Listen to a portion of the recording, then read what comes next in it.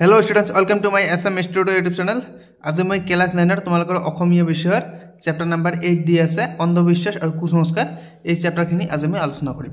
ঠিক আছে, এই চ্যাপ্টাৰৰ ভিতৰত যিবোৰ কোশ্চেন আছে ভিতৰৰ কোশ্চেনবোৰৰ লগতে পাঠভিত্তিক কোশ্চেন আৰু ব্যাকৰণ যিখিনি আছে তোমালোকৰ সকলোখিনি আলোচনা কৰিম। আৰু ইফালে এটা ইম্পৰ্টেন্ট টপিক আছে কবিৰ পৰিচয়। এইখিনি পঢ়িয়া মই তোমালোকৰ ভিতৰৰ কোশ্চেন এডিশনাল কোশ্চেন বনাইছো, তো তোমালোকক সকলোখিনি আলোচনা কৰাই দিম। তাৰপিছত ভাব বিষয়ক কোশ্চেনবোৰ আছে ইয়াতে দেখিবলৈ পাইছে।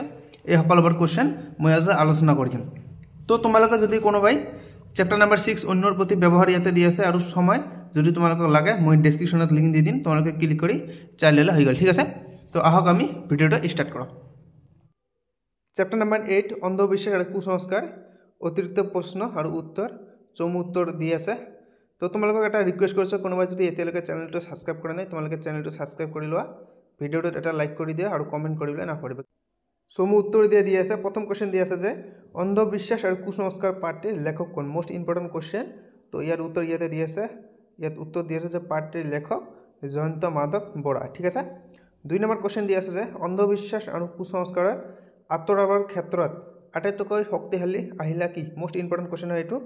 তো উত্তৰ ইয়াতে দি আছে যে অন্ধবিশ্বাস আৰু কুসংস্কাৰ আঁতৰোৱাৰ ক্ষেত্ৰত আটাইতকৈ শক্তিশালী আহিলা হ'ল সজাগতা। ঠিক আছে।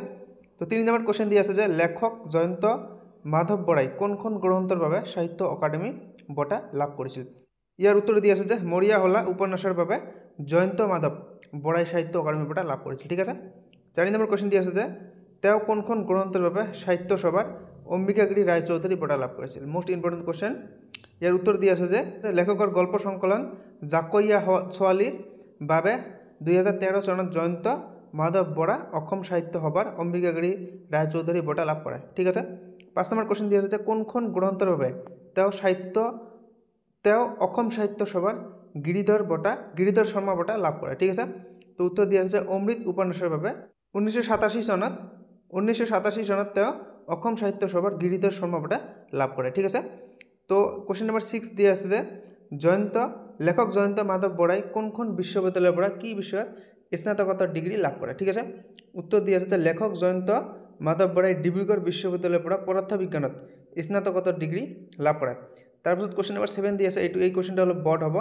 পাঠটিৰ জৰিয়তে লেখকে কি বুজাবলৈ চেষ্টা কৰিছে? ঠিক আছে। উত্তৰ দি আছে যে পাঠটিৰ জৰিয়তে লেখকে অন্ধবিশ্বাস আৰু কুসংস্কাৰৰ ভয়াৱহতা সম্পৰ্কে বুজাবলৈ বিচাৰিছে। অন্ধবিশ্বাস আৰু কুসংস্কাৰে যে সমাজ এখনক পংগু কৰে সেই কথা লেখকে ছাত্ৰ ছাত্ৰীসকলক বুজাব বিচাৰিছে। লগতে যি অঞ্চলত অন্ধবিশ্বাস কুসংস্কাৰৰ ফলত অপ্ৰীতিকৰ পৰিস্থিতিৰ সৃষ্টি হয় সেই অঞ্চলৰ ছাত্ৰ ছাত্ৰীয়ে যাতে প্ৰশাসনক কথাটো অৱগত কৰায় সেই সম্পৰ্কে লেখকে আমাক সজাগ কৰি দিছে। ঠিক আছে। তো 8 নম্বৰ কোশ্চেন দি আছে যে অন্ধবিশ্বাস আৰু কুসংস্কাৰৰ বিৰুদ্ধে উদাসীনতাই কেনেধৰণৰ মানুহক উৎসাহিত কৰে? উত্তৰ দি আছে যে অন্ধবিশ্বাস আৰু কুসংস্কাৰৰ বিৰুদ্ধে উদাসীনতাই স্বাৰ্থান্বেষী মানুহক উৎসাহিত কৰে। ইয়াৰ পিছত 9 নম্বৰ কোশ্চেন দি আছে যে কেনে সংস্কাৰ আমাৰ সামাজিক ক্ষেত্ৰত আদৰণীয়? ইয়াৰ উত্তৰ দি আছে যে যি সংস্কাৰে মানুহৰ সভ্যতাক নতুন নতুন চিন্তাৰে উজ্জীৱিত কৰে, মানুহৰ চিন্তাৰ দিগন্তক প্ৰসাৰিত কৰে, তেনে সংস্কাৰে আমাৰ সামাজিক ক্ষেত্ৰত আদৰণীয়। ঠিক আছে। 10 নম্বৰ কোশ্চেন দি আছে যে অসমত খ্ৰীষ্টান ধৰ্ম কোনে প্ৰচাৰ কৰিছিল? Most important question. ইয়াৰ উত্তৰ দিয়া আছে 1826 খ্ৰীষ্টাব্দত ইণ্ডাবু সন্ধিৰ পিছত অসম ব্ৰিটিছৰ অধীনলৈ যায়। সেই সময়তে অসমৰ সদিয়ালৈ আহি মিছনেৰীসকলে খ্ৰীষ্টান ধৰ্ম প্ৰচাৰ কৰে। ঠিক আছে। এতিয়া আমি আলোচনা কৰিম ভাব বিষয়ক চমু উত্তৰ দিয়া। তো তোমালোকে কিতাপখন বাহিৰ কৰি লোৱা। তো প্ৰথম কোশ্চেন দি আছে কিতাপত ক নম্বৰ কোশ্চেন উৰা বাতৰি মানে কি?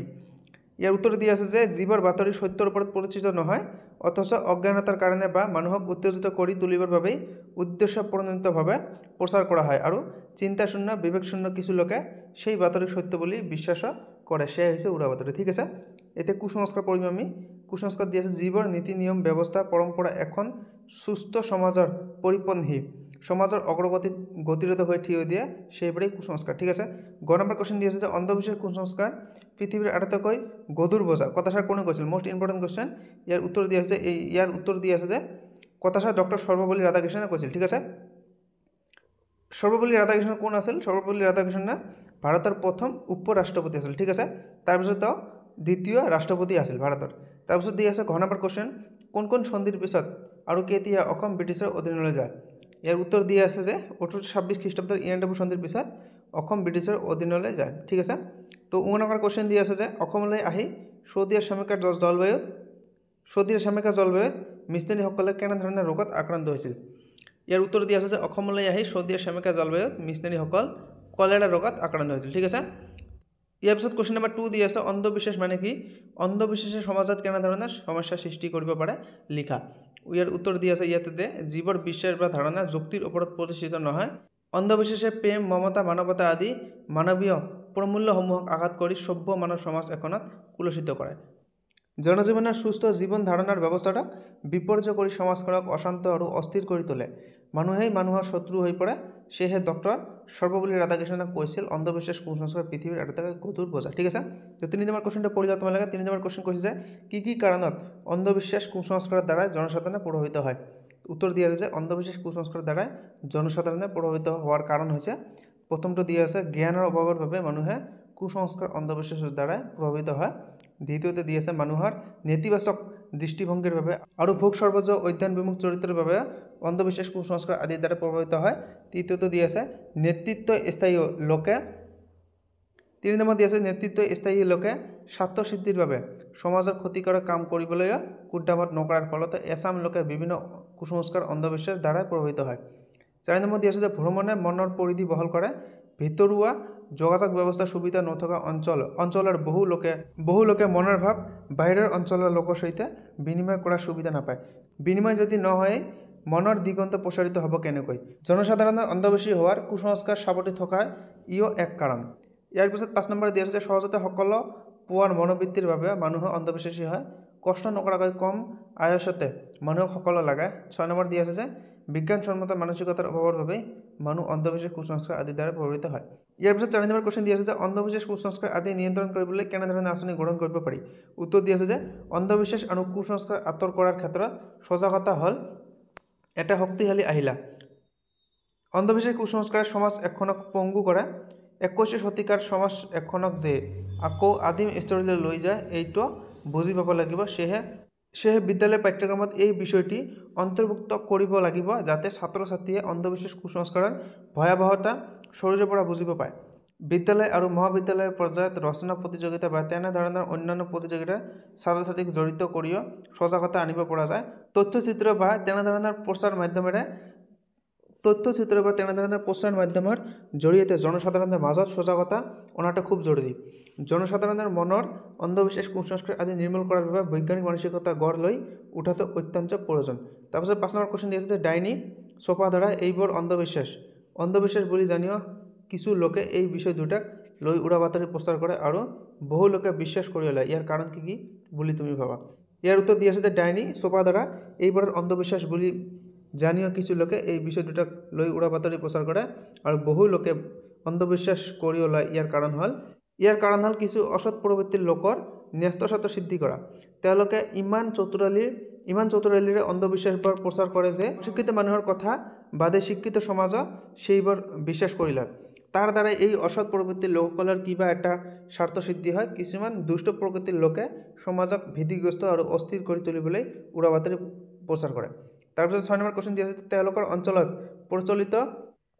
অন্ধবিশ্বাস কুসংস্কাৰ আদি তোমাৰ চকুত পৰিছে নেকি সেইবোৰ নিৰাময়ৰ বাবে তোমাৰ ফালৰ পৰা কি ব্যৱস্থা ল'বা এই বিষয়টো এটি টকাল প্ৰস্তুত কৰা তো উত্তৰ দিয়া আছে যে ইয়াতে বৰ্তমানে 21 শতিকাৰ অত্যাধুনিক সমাজখনক অন্ধবিশ্বাস কুসংস্কাৰ আদিৰ প্ৰচলন দেখা পোৱা যায় যি আমাৰ সমাজখনক পশ্চাৎপদ কৰি ৰাখে দেখা গৈছে যে ডাইনী বুলি উৰা বাতৰি প্ৰচাৰৰ ফলস্বৰূপে যি বৰ্বৰ ঘটনা সংঘটিত হয় সেই অমানৱীয় ঘটনাৰ শতকৰা 90% অধিক ক্ষেত্ৰত মহিলাসকলে আক্ৰান্ত হয় সোপাধৰা বুলি উৰা বাতৰি প্ৰচাৰৰ ফলস্বৰূপে অচিনাকি আৰু প্ৰায় ক্ষেত্ৰত বিশেষভাৱে সক্ষম লোকে আক্ৰান্ত হোৱা দেখা যায় সেয়েহে এনেবোৰ অন্ধবিশ্বাস কুসংস্কাৰ আমাৰ মাজৰ পৰা আঁতৰাবলৈ হ'লে সমাজৰ ছাত্ৰ ছাত্ৰীৰ মাজত সজাগতা বৃদ্ধি কৰিব লাগিব মানুহৰ মনবোৰ যাতে সকলো কথা বৈজ্ঞানিক দৃষ্টিভংগীৰ বিবেচনা কৰিব পাৰে তাৰ বাবে উপযুক্ত শিক্ষিত কৰি তুলিব লাগিব অন্যান্য সামাজিক ৰাজনৈতিক অৰ্থনৈতিক সমস্যাসমূহ সমাধানৰ লগতে জনসাধাৰণৰ মাজত সামাজিক মনস্থায়িত্ব জাগৰণৰ সৃষ্টি কৰা উচিত ঠিক আছে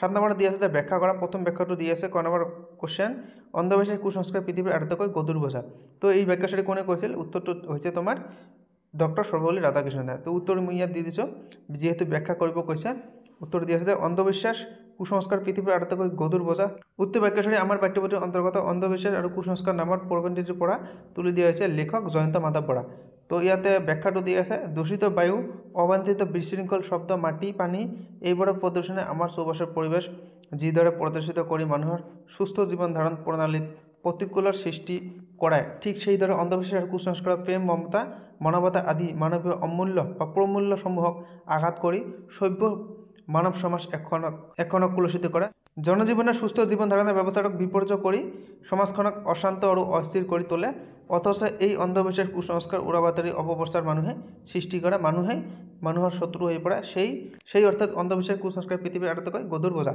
তাৰপিছত খ নম্বৰ কুৱেশ্যন দি আছে যে সংস্কাৰ এক জীৱন পদ্ধতি ইয়াৰ উত্তৰ দি আছে যে সংস্কাৰ এক জীৱন পদ্ধতি উক্ত বাক্যশাৰী আমাৰ পাঠ্যপুথিৰ অন্তৰ্গত অন্ধবিশ্বাস আৰু কুসংস্কাৰ নামৰ প্ৰবন্ধটিৰ পৰা তুলি দিয়া হৈছে ইয়াৰ লেখক হৈছে জয়ন্ত বৰা তো ব্যাখ্যাটো ইয়াত দিয়া আছে জীৱন নীতি নিয়ম ব্যৱস্থা পৰম্পৰা এখন সুস্থ সমাজৰ পৰিপন্থী সমাজৰ অগ্ৰগতিত গতিৰোধ কৰি থিয় দিয়ে সেইবোৰেই কুসংস্কাৰ সংস্কাৰ এক জীৱনৰ পদ্ধতি কিন্তু সেই সংস্কাৰে যদি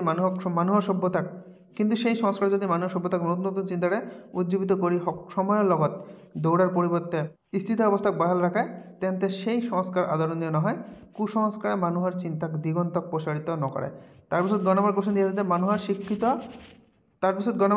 যে মানুহ শিক্ষিত হৈছে কিন্তু সেই অনুপাতে হৈছে অধ্যায় বিমুখ ইয়াৰ উত্তৰ দিয়া আছে যে মানুহ শিক্ষিত হৈছে কিন্তু সেই অনুপাতে হৈছে অধ্যায় বিমুখ উক্ত বাক্যশাৰী আমাৰ পাঠ্যপুথিৰ অন্তৰ্গত জয়ন্ত বৰাৰ পৰা ৰচিত প্ৰবন্ধ অন্ধবিশ্বাস আৰু কুসংস্কাৰৰ পৰা তুলি দিয়া হৈছে বৰ্তমান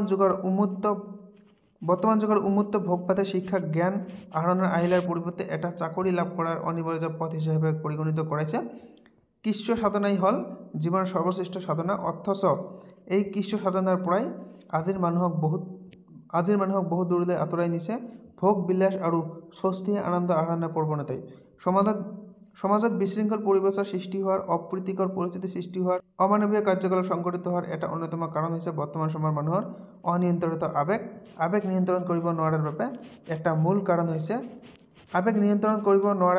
কাৰণ হৈছে অধ্যয়ন বিমুখতা মানুহ শিক্ষিত হৈছে কিন্তু সেই অনুপাত হৈছে অধ্যয়ন বিমুখ তাৰপিছত ভাৱ বিষয়ক 8 নম্বৰ কুৱেশ্যন দি আছে 8 নম্বৰ কুৱেশ্যন কি কৈছে যে উদাহৰণটো চাই বাক্য কেইটা কৰা উদাহৰণ কি দিছে ইয়াক মানৱীয় অমানৱীয় দিছে তো বাক্য দিছে সজাগতা অসজাগতা সামাজিক অসামাজিক হবে রাজনৈতিক অরাজনৈতিক হবে সাংবিধানিক অসাংবিধানিক হবে প্রচার অপ্রচার ঠিক আছে 9 নম্বৰ কোশ্চেন দিছে তলৰ শব্দৰ বিপৰীত অৰ্থ বুজা শব্দ লিখা ইতিবাচক দি আছে তো নেতিবাচক সৎ অসৎ সৎ অসৎ যোগাত্মক বিয়োগাত্মক সক্ষম অক্ষম উচিত অনুচিত অভিশাপ আশীর্বাদ দি আছে তাৰপিছত 10 নম্বৰ কোশ্চেন দি আছে যে পাঠত উল্লেখ থকা 5টা জড়িত শব্দ বিচাৰি লিখা তো এইটো তোমালোকৰ কাম পাঠত উল্লেখ থকা 5টা জড়িত শব্দ তোমালোকে দিবা অন্ধবিশ্বাস কুসংস্কাৰ এটা আছে তাৰপিছত বহুত কেইটা আছে তোমালোকে কিতাপত পাঠ কৰি ল'বা ইয়াত বাক্য ৰচনা দি আছে 11 নম্বৰ কোশ্চেন মৌলিক অধিকাৰ দি আছে এইটো মই বাক্য ৰচনা কৰি দিছো ভাৰতীয় সংবিধানৰ নাগৰিকসকলক কিছুমান মৌলিক অধিকাৰ প্ৰদান কৰিছে তাৰপিছত দি আছে অমানৱীয় কাৰ্য ইয়াত বাক্য ৰচনা দি আছে যে অন্ধবিশ্বাসৰ কবলত পৰি কিছুমান মানুহে